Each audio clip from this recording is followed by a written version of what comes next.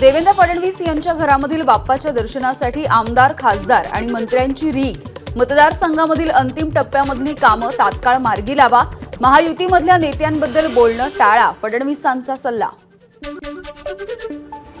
भाजपच्या अंतर्गत सर्व्हेमध्ये विदर्भामध्ये महायुतीला 25 जागा, भाजपला 18 जागा, एकनाथ शिंदे यांच्या शिवसेनेला 5 आणि अजित पवार यांच्या राष्ट्रवादीला 2 जागा. त्यातही नागपूर जिल्ह्यामध्ये भाजपला केवळ 4 जागा मिळत असल्याची सूत्रांची माहिती. आगामी विधानसभेसाठी महाविकास आघाडीचं 127 जागांवरती एकमत. त्यामधील काँग्रेसचा 55 जागांचा मार्ग खुला, तर उर्वरित जागा वाटपासाठी पुढच्या आठवड्यामध्ये पुन्हा एकदा बैठक. शरद पवार यांच्या पक्षाच्या वतीनं विधानसभेसाठी मुंबईमध्ये 7 जागांची मागणी. यामध्ये अंधेरी पश्चिम, वर्सोवा, कुर्ला, अणुशक्तीनगर, दहिसर, घाटकोपर पूर्व आणि घाटकोपर पश्चिम या जागांचा समावेश. राष्ट्रवादी काँग्रेसचे मुंबईचे युवक अध्यक्ष अमोल मातेले यांची माहिती. केंद्रीय निवडणूक आयोगाचं पथक सप्टेंबर महिन्याच्या शेवटच्या आठवड्यामध्ये महाराष्ट्रामध्ये येणार. विधानसभा निवडणूक घोषित करण्यापूर्वी केंद्रीय निवडणूक आयोगाचं पथक राज्याचा आढावा घेणार. आरक्षण संपुष्टात आणण्याच्या संदर्भात राहुल गांधींच्या वादग्रस्त वक्तव्याचा निषेध. आज भाजपकडून राज्यव्यापी आंदोलन. काँग्रेसचे नेते राहुल गांधी यांनी आरक्षणाबद्दल केलेल्या वक्तव्याच्या विरोधामध्ये जालन्यामध्ये भाजपकडून आज आंदोलन. शहरामधल्या डॉ. बाबासाहेब आंबेडकरांच्या पुतळ्यासमोर निषेध आंदोलन. राहुल गांधींच्या विरोधात भाजपचं अकोल्यामधल्या शिवनी इथे डॉ. बाबासाहेब आंबेडकर यांच्या पुतळ्यासमोर आंदोलन. भाजपचे प्रदेशाध्यक्ष चंद्रशेखर बावनकुळे यांच्या नेतृत्वामध्ये आंदोलन. राहुल गांधींना जीवे मारण्याची धमकी देणाऱ्या भाजपच्या माजी आमदार तरविंदर सिंह मारवा यांच्या विरोधामध्ये आज काँग्रेसचं राज्यभर आंदोलन. सर्व जिल्हा मुख्यालय काँग्रेस कार्यकर्त्यांनी आंदोलन करावं, प्रदेशाध्यक्ष नाना पटोले यांचे निर्देश.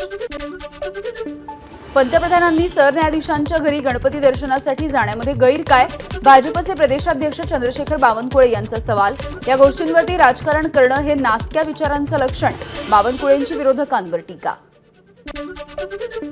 आधीचे पंतप्रधान त्यांच्या निवासस्थानी इफ्तार पार्टी ठेवायचे आणि त्याला सरन्यायाधीश उपस्थित राहायचे. पण गणपती आणि महालक्ष्मी पूजनाला पंतप्रधान मोदी गेले तर इतका गजब कशासाठी? फडणवीसांचा विरोधकांना एक्स पोस्टमधून सवाल. महाविकास आघाडीचं जागावाटप होण्यापूर्वीच यवतमाळ मतदारसंघामध्ये राष्ट्रवादी शरद पवार गटाचे माजी आमदार संदीप बजोरिया यांनी आपला जाहीरनामा प्रसिद्ध केला. महाविकास आघाडी नाही तर तुतारी पक्षाकडून जाहीरनामा जाहीर. बजोरिया यांची भूमिका. माजी खासदार आणि भाजपचे नेते भास्कर खदगावकर काँग्रेसमध्ये प्रवेश करणार. स्नुषा मिनल खदगावकर सुद्धा प्रवेश करणार असल्याची माहिती. मिनल या नांदेडच्या नायगावमधून लढण्याचा ठराव. खामगाम विधानसभा मतदारसंघामध्ये काँग्रेसचा नवीन चेहरा मनोज जरांगेंचे समर्थक आणि काँग्रेसचे नेते धनंजय देशमुख यांच्या दावेदारीमुळे अनेकांच्या भुवया उंचावल्या. भाजपचे नेते मोहन जगताप यांच्या कार्यकर्त्यांकडून निवडणूक लढवण्याची मागणी. आता आश्वासन नको, उमेदवारी हवी, कार्यकर्त्यांचा आग्रह. आमदार मदन येरावार यांच्या पक्षांतर्गत विरोधकांनी घेतली नितीन गडकरींची भेट. यवतमाळ विधानसभेसाठी मागितलं तिकीट.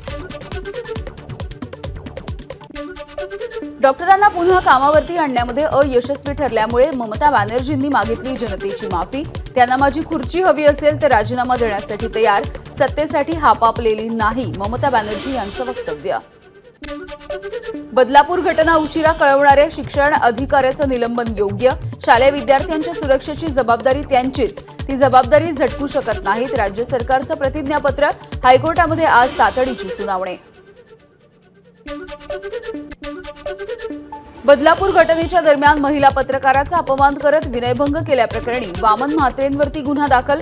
अटकपूर्व जामिनासाठी वामन म्हात्रेंकडून हायकोर्टामध्ये याचिका दाखल. आज सुनावणी.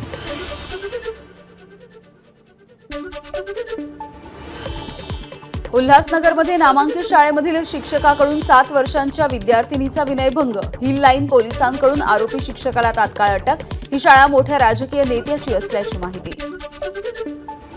नांदेडमध्ये आक्षेपार्ह बॅनर प्रकरणी भाजपची पोलिसांमध्ये तक्रार. देवेंद्र फडणवीस यांचं कार्टून काढत त्यावरती आक्षेपार्ह उल्लेख. पूजा खेडकर खोटं बोलत असल्याचा यूपीएससीचा आरोप। पूजा खेडकरची कोर्टासमोर खोटी माहिती। दिल्ली हायकोर्टामध्ये सुनावणीच्या दरम्यान यूपीएससीच्या वकिलांचा आरोप। अरविंद केजरीवाल यांच्या जामिनावरती आज सुप्रीम कोर्ट निर्णय देणार। दारू घोटाळ्यामध्ये आरोप असलेले केजरीवाल यांनी सुप्रीम कोर्टामध्ये सीबीआयच्या अटकेला दिलंय आव्हान। सीपीएमचे सरचिटणीस सीताराम येचुरी यांचं पार्थिव दिल्लीमधल्या सीपीएम कार्यालयामध्ये आणलं जाणार। आज दिवसभर अंत्यदर्शन घेता येणार।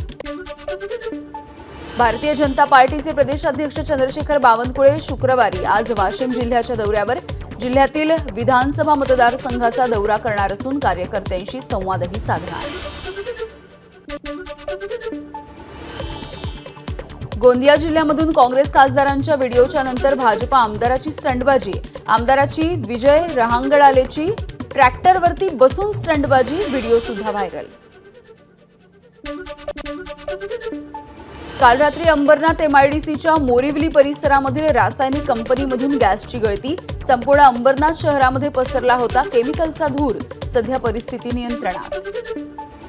अंबरनाथ एमआयडीसी परिसरामध्ये केमिकल हवेत पसरल्यामुळे नागरिकांना त्रास। केमिकल मिश्रण झाल्यामुळे हवेत वायू पसरल्याचा अग्निशमन दलाच्या अधिकाऱ्यांचा अंदाज। सध्या परिस्थिती नियंत्रणात। नागरिकांनी घाबरून जाऊ नये असंही आवाहन।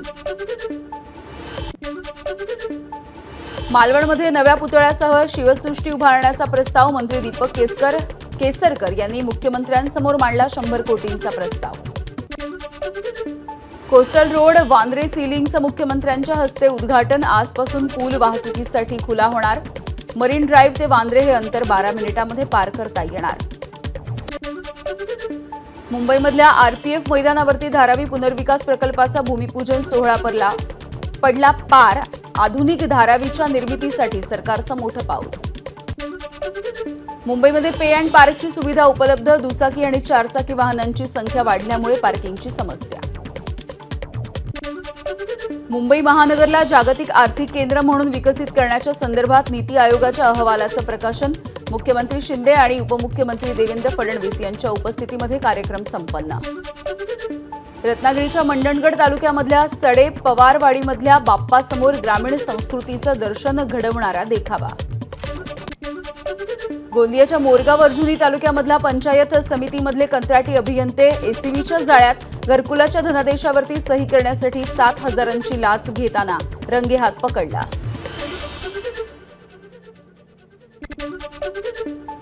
भंडारा शहरामध्ये पूर परिस्थिती। अनेक सखल भागामध्ये घरांमध्ये सुद्धा शिरलं पावसाचं पाणी। नंदुरबारच्या खुटवडा गावामध्ये प्रसूतीसाठी गर्भवती महिलेचा पुराच्या पाण्यामधून जीवघेणा प्रवास। बांबूची झोळी बनवून 8 किलोमीटरची पायपीट। गोंदियाचे आमदार विनोद अग्रवाल यांनी अतिवृष्टीमुळे नुकसान झालेल्या भागाची केली पाहणी। शेकडो हेक्टर शेतीचं पीक पाण्याच्या प्रवाहामध्ये गेलं वाहून। पुराचा फटका बसलेल्या भंडारा शहरामधल्या विद्यानगर इथल्या 7 कुटुंबियांना बचाव पथकानं सुरक्षित ठिकाणी नेलं। गणेशपूर परिसरामधल्या अनेक घरांमध्ये शिरलं पुराचं पाणी। मुसळधार पावसाच्या नंतर भंडारा जिल्ह्यामधील अनेक भागामध्ये पूर परिस्थिती। हजारो हेक्टर शेतीचं नुकसान।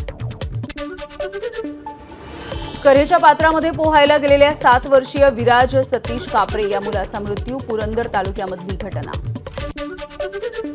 नाशिकमध्ये दरवर्षी द्राक्ष उत्पादकांची व्यापाऱ्यांकडून कोट्यवधी रुपयांची फसवणूक। यंदाच्या वर्षी जिल्ह्यातल्या 500 शेतकऱ्यांची 70 कोटींची फसवणूक झाल्याची तक्रार। रायगडमध्ये एमआयडीसी मधल्या कंपनीत स्फोट। 3 जणांचा मृत्यू। धाटाव एमआयडीसी मधली दुर्घटना। पुण्यातल्या पीएमपीएमएलच्या इलेक्ट्रॉनिक बसला आग। प्रवासी सुखरूप। अग्निशमन दलाची त्वरित कारवाई।